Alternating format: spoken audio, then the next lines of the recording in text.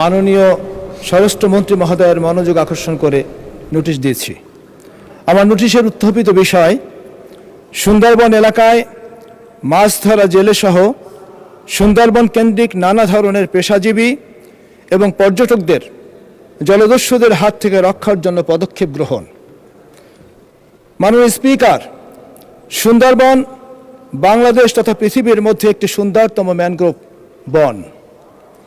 এর প্রাকৃতিক দৃশ্য দেখার জন্য দেশ বিদেশ থেকে প্রতি বছর হাজার হাজার পর্যটক ঘুরতে আসে, যার কারণে সুন্দরবনের পর্যটন খাত থেকে বাংলাদেশের প্রচুর পরিমাণ রাজস্ব আয় হয়।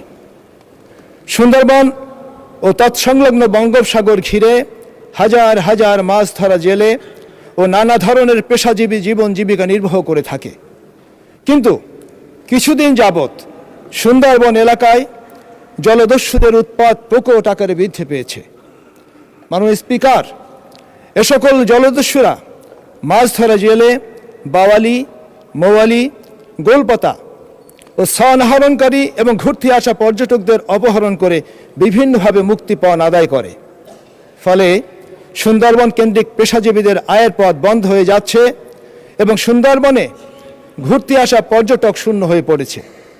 বিষয়টি অতীব জনগুরুত্বপূর্ণ বিধায় এ বিষয়ে প্রয়োজনীয় পদক্ষেপ গ্রহণ করার পাশাপাশি শরণখোলা উপজেলার শেষ প্রান্ত বগি এলাকায় একটি কোস্টগার্ড টহল ক্যাম্প স্থাপন করার জন্য আপনার মাধ্যমে মাননীয় স্বরাষ্ট্রমন্ত্রী